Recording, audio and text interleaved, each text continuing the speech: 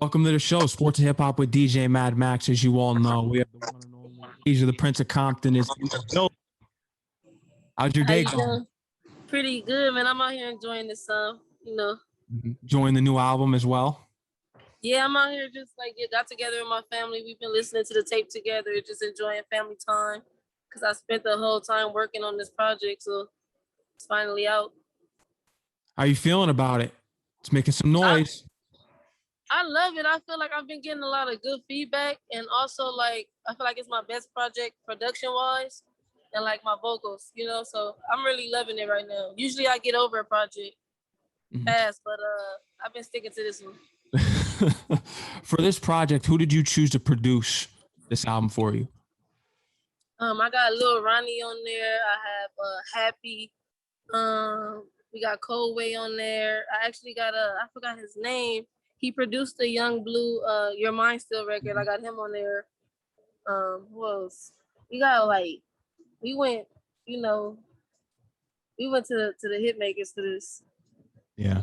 I could tell definitely from the production. Young Blue, what was it like working with Young Blue? Because this guy just blew up out of nowhere as soon as Drake put him on his song. Yeah, I actually been a big fan of Young Blue since for the last, I say 4 years. I even put my manager on him yo, this dude. So later on, he ended up getting me that feature. And it was just it's crazy. Now that I got it, it still feel unrealistic to me. Not unrealistic, but it feel unreal. Still taking it in. But I love Young Blue though. Soul Ties was the major single off of the album, and you actually directed the video. How was that experience of directing a music video? Oh, that was dope. I usually direct most of my videos. I just don't take the credit for it, or not even that. I always do a partner, half and half. But this time I did the whole video. I just kind of wanted to bring my idea to life, and be hands-on with it. I wanted the love story vibe, summertime in LA, So I know I had to take control for me to bring that out. Looking back now on 103 AM and looking back at your debut, how do you think you've grown as an artist in the past few years? I'm way more mature now. I kind of understand the business a lot more. Also, my voice got way better. I've learned how to use the keys. I learned how to use my voice as an instrument. So I feel that matures me and puts me in the higher level from where I was before, for the most part. And in 2019, you had the opportunity to do a song with Snoop Dogg. How was that with Ventilation? That was dope. Shout out to Stills and shout out to Gentry. They put that together for us. Prior to that, I did Snoop Dogg Little League's football halftime. Okay. I did it twice.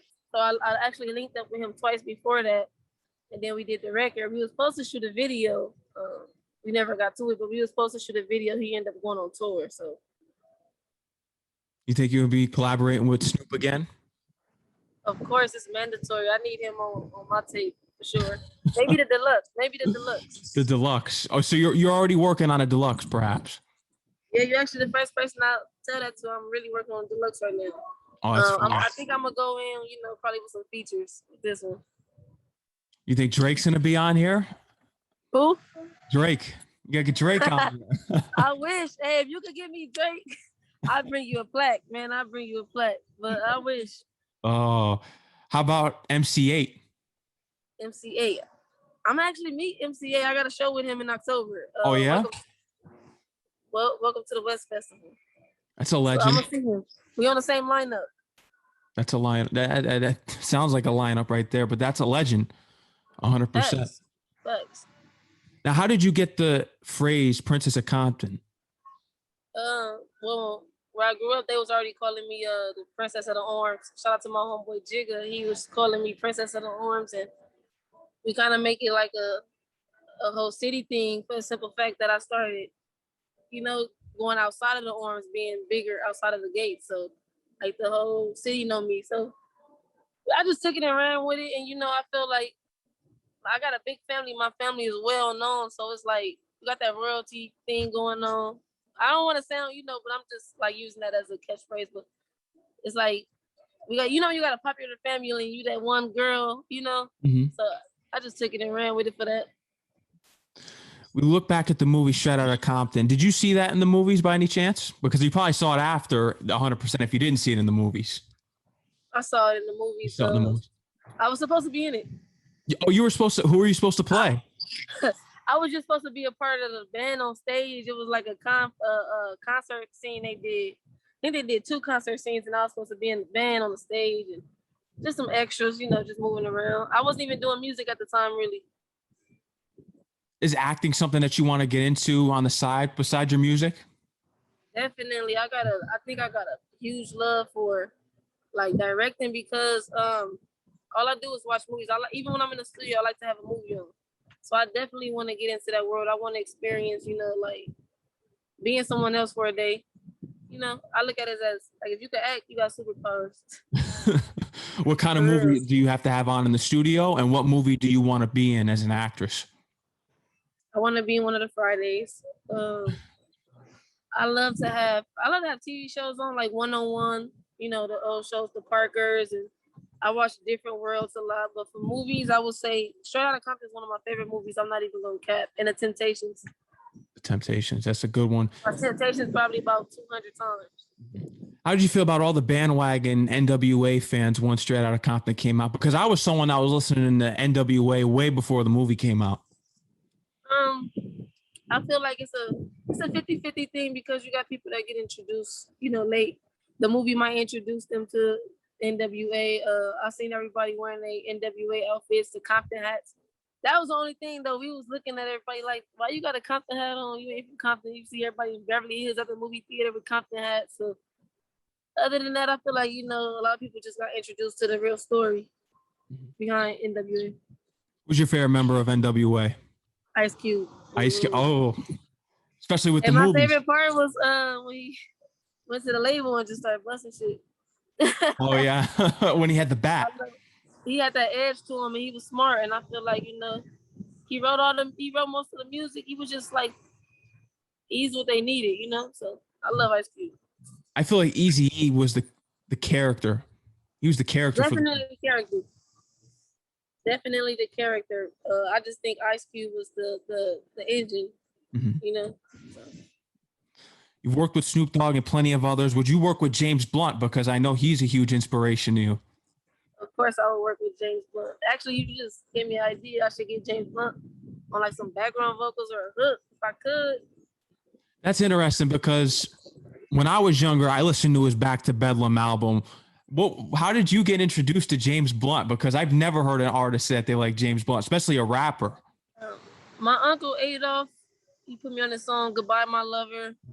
And you know, you're beautiful. You're beautiful. I used to play it every day before I went to school. I was like in middle school. I used to play it every morning while I was getting ready for school. I just loved his voice and the stuff he was saying. Like, and he was cursing in his music. And I was like, you got this dude right here who looked like this, and he just so edgy. So I really was dealing with him like musically for a while after that. Like the same 3 songs I just love. Shout out to my uncle. Yeah, people don't bring James Blunt up a lot, but he had some hits back in the day. I think that was 2005. He definitely was edgy and had hits and the voice to match. Why 103 AM? Why was this the title for your new album?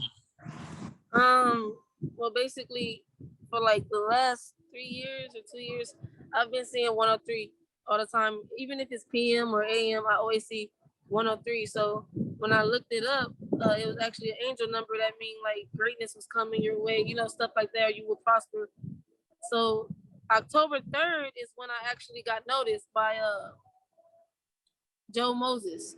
October 3rd. That's why everybody started sharing my Time for a video. So it's like a special number to me. I got attached to it recently, and I'm like, 103 AM. I want to give everybody a different side of me to R&B. So why not 103 AM? I could have went PM, but this is AM music. You know what I'm saying? This is like middle of the night music. So that's definitely the reason why I feel like it means greatness is coming, and I feel like I transitioned with this tape. So yeah. You're going to be a 103 AM tour. You mentioned that you're going on tour with MC Eiht soon in October. We're working on it. Yeah. I never had a concert, you know, my own concert. So definitely working on getting that done this summer, hopefully. 103 AM. Sell out LA. Did you spend the whole majority of COVID working on this album? Is that what you did during last year? Because last year there was no tours. Everyone was Yeah, basically shut down. yeah, definitely. I worked on this project for like I would say the year.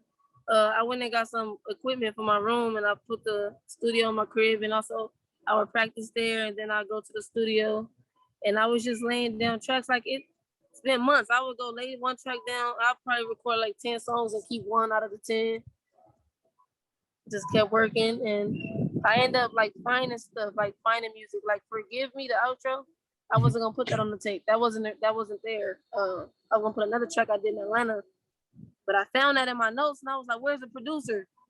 So we couldn't get a hold of the producer. So I actually had Elgin remake the beat, and he did crazy. He didn't even remake it. He started from scratch. I just gave him the vocals. He went crazy. So It ain't the same as my favorite off of the project. I think that one's relatable because you talk about people being different on there. You think that when you're different in society, do you just accept that you're different after a while if people don't accept you? I did. I definitely did. I feel like you got some people around you that feel like, you change, or because you elevate, you just different and you acting funny. But really, like, some things just don't get exciting to you no more when you got other stuff to look forward to. So I accept change. As long as it's not like coming from a bad place, I accept change 100%. But you got people that's coming from a bad place with it, like changing on you because of, just being rude about it. It's just two different changes that I cope with. Being from New York, I noticed that there's all these artists in New York trying to make it. Do you feel as though it's difficult to make it out where you're from in LA and Compton?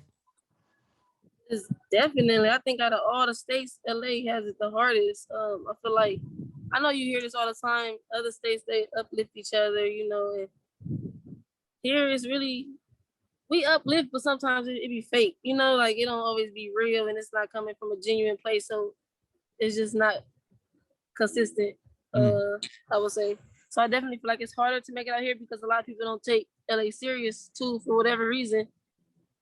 They don't take it serious. Really? Because LA is one of the main places in hip hop, especially for hip hop history.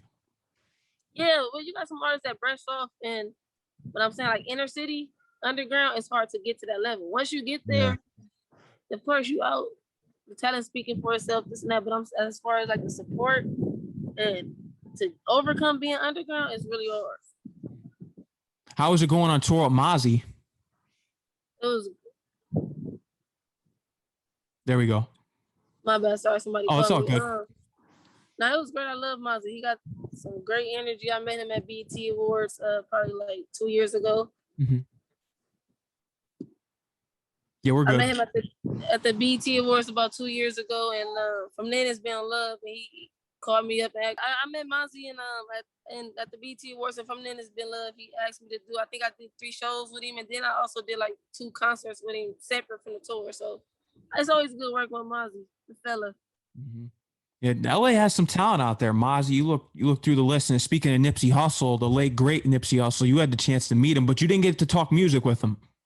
No, when I met Nipsey, he got on my cousin party bus. This was like years ago. He got on my cousin party bus, but I've kept in contact with people that was tight with him. And they would always tell me good things, but nothing direct from me and Nipsey. You think you and Nipsey would have eventually made a song together? Of course, I feel like it definitely would have been there. I feel like I was close too. I feel like I was almost there. I was actually supposed to go to one of his he had a party, not well, a get together at his store, releasing a video. So I was actually supposed to go to that. I didn't have nobody to go with at the time. My pops was away, so I was like, damn, I didn't get to make it. That could have been that time. Lil Wayne's another inspiration to you. You grew up, you love his mixtapes. Have you ever had the chance to come across Lil Wayne and meet him at all? Lil Wayne? Mm-hmm. No, I've never met Lil Wayne. Not yet. Soon though. No, definitely soon. Actually, I got some stuff that I would like to send Lil Wayne. What's your go-to Carter album? Carter 3 for sure. The Carter 3?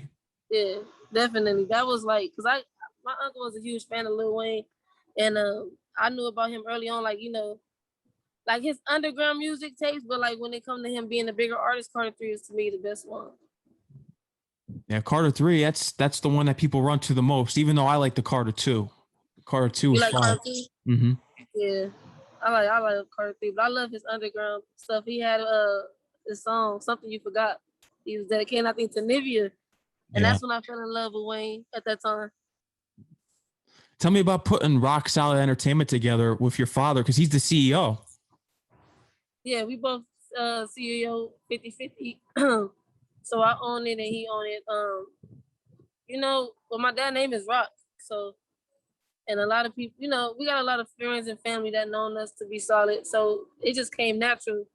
And after that, we still pushing it. We still getting little things together like the logo and stuff like that. But it's definitely a lot of work behind the Rock Solid. We own the LLCs to it, and I feel like later on we're gonna be able to sign a couple artists that I'm gonna know how to navigate it and know where to put them. But right now, just focus on myself a little bit, and then pass that on to somebody else for sure.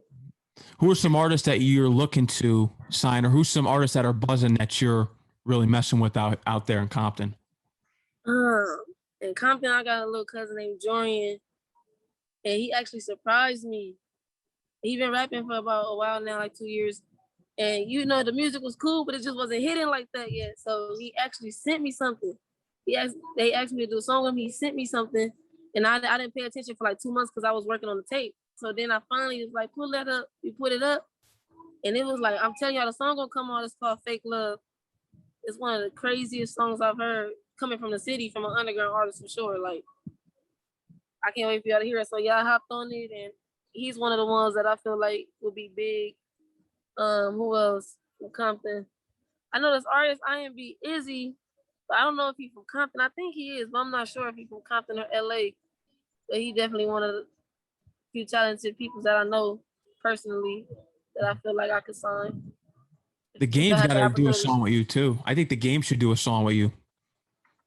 Yeah, The Game. I think he hit me up. He wanted to sign me, or I'm not gonna say that. I don't know if he wanted to deal with me management wise or sign me, but he actually hit me up asking me like who I was signed to, and and we had that conversation, and then I seen him at a listening party like 3 days after that. So I think we could do a song for sure. I don't see why not. Was there any important advice that he gave you at the listening party, or when he asked you who you were signed to? No, we didn't get that far, but it was just like short conversation. Like, what's up? I think he had just got his car done. He had like a Nipsey face on it. Mm-hmm. Talked about that, and that was pretty much it. And he kind of broke down to me though the difference with the deals. Like, who you signed to? I'm like, I'm signed with Empire. He's like, no, I think you just got a distribution. Like, it was early on. I'm like, yeah, just a distribution, but so we got into that, but that was pretty much it. The Game, people don't realize that The Game really took over and was the face of Compton after that whole Snoop Dogg, Dr. Dre era. Come on, a documentary. Yeah. Like, I don't know how people don't know about that. Like, what was as big as 50 Cent? At the time, you remember that was like, that was the big beef during that time. That was like the Pac and Biggie. Yeah. In a way, that was a big beef, and that was a big collaboration at the same time too. Because when they was together, they was still big. So I think a lot of people forgot about that. No. And now you're carrying the torch. What does that mean for you to carry the torch for Compton? Just make sure it's a lane for other people behind me. That's more important to me because I experienced that. I experienced seeing stuff go on right in front of my Facebook, not passed on or anything. So I experienced that. So I don't want nobody else to deal with nothing like that. Personally, I'm not even trying to sound like, oh, I want to save the day, but now I really feel like if you know somebody talented and somebody got that, what you got, that special talent. So a lot of people out here making music, but that special, out of 500 artists, you could pick 2 special ones, So I feel like just passing it on and making sure it's room for everybody. That's really it for me when it comes to like having a torch. Because what's the point of having it if you're not going to pass it? You're exactly right. I love to hear the significance of the album cover. I like the art on it. Yeah, so I actually hit up my cousin. She's a tattoo artist. So that was her first time doing a digital cover art. So I was thinking, 1:03 a.m., middle of the night, and I just painted a picture of what I wanted to see me doing. Like I want to see me in the high rises writing music. That's what I want. So I envisioned it. I manifested it. So that's my manifestation right there. My cover art. Mm-hmm. What else are you manifesting for 2021 to happen for you? Like in the business, I'm actually looking into owning a business. I was thinking about like, I see my friend, he opened up a hookah lounge, and I think it's like, it's a good income, you know, not even just the income, it's just like we need more positive vibe spots, you know. So I was thinking like opening some type of something up, a bar, a brunch, you know, something like that. So that's one of my biggest goals right now. You do a lot of charity work. You give back. You also done things with the soccer league. Yes, LA Galaxy. Yeah. Yeah, shout out to Aaron, Black Arrow. They actually had me on the Foot Locker, you know, post, and they got me with Black Arrow first. LA Galaxy first. So they came and gave me and my dad our custom jerseys. They took me to the field. We did a photo shoot with them. It was just all love. They gave me a tour around the stadium. So yeah, shout out to LA Galaxy on that too, and Black Arrow. Do you have any charity events planned for this summer? Yeah, now that everything's back open, we back to what we was doing. You know, every year I was giving like putting like a little theme park in my neighborhood, damn near, like stuff for the kids, toy drive. So I definitely want to do that. I'm not sure if, you know, kids are going back to school, but I know last year you couldn't do a back to school event. So I'm hoping to do a back to school event in August. Yeah. And maybe touch up the basketball courts over there again too. Yeah, your fans will be looking forward to that. I'll tell you that. Especially now that it's all open back up. Yeah, definitely. Last year was a difficult year. People don't realize it, but it's a time that we'll look back on and that we made it through and that we're able to go back to work again. Yeah, facts. Yeah. Any upcoming visuals? We do got to get into that. I'm sure you're working on some for the new album. Oh, definitely. I'm working on Nobody with Young Blue, trying to lock that in. I want to keep it a surprise, but I'm definitely going to shoot majority of the project and just give visuals because I feel like I've held back for a year, you know, so why not flood it a little bit? Any apparel? I think this would make a great apparel line, this album, just based off the artwork. Nah. Not that I could. Not that.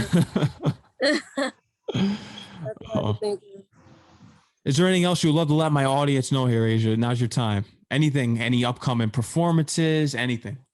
Yes, so Rolling Loud LA. Make sure y'all come out, get y'all tickets for that. I think it's sold out, but I think you can still get some from certain areas. The Welcome to the West Festival. Also, we're gonna have a concert coming up, my personal concert. I'll look for that. And just stay tuned. If you haven't checked out the tape, make sure you check it out. 103 AM, streaming everywhere. Soul Ties is a single. Watch Soul Ties video. And follow me on Instagram, AZJAH_. And when you touch that stage, what song are you looking forward to perform most? I would say Forgive Me and a Definition of a Rider. But Forgive Me because it got a drop that I just can't wait to just turn up on. And Definition of a Rider was basically an acknowledgement and tribute to Tupac. Yeah, okay, you caught that. I'm glad you caught that. Definitely.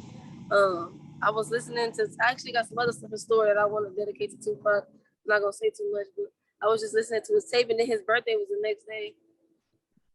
What does Tupac mean to you? He seems as though he's another big influence. Of course, he's an icon. Definitely, I love Tupac, and you know why? Off the bat, I love Tupac because my dad was a huge Tupac fan. So when I was growing up, that's all I would see. I remember he had this big ass poster of Tupac in the room. Yeah. My mom was like, just put the picture up, put it in the garage. Something he would never put it up. And it took me a while. You know, it took me a while when I was little to realize that Tupac was dead. Like that's how much I was seeing him. I thought he was still alive. I was young. I think up until I was like 6 or 7, I realized I was like definitely a legend. We agree on a lot of beliefs. So one of the greatest of all time. Definitely. Hands down, I think he's the greatest just based off of what he did for hip hop, what he brought to the game. We never hear songs like Dear Mama anymore. Dear Mama, and I Ain't Mad at You, that's one of my favorites by him. I'm telling you, I was just listening to his whole tape, All Eyes on Me, and I was just like, dude, you got music that you can still play today. It's not outdated. You think All Eyes on Me is his best album? For me, because it's, it's more closer to, the new generation. For me, that's definitely the best. I got like 6 favorites on there. Yeah, I'm a big Me Against the World fan. I like that one too. Okay. People don't realize that Tupac's actually from Harlem. Okay, see, I thought he was from Baltimore.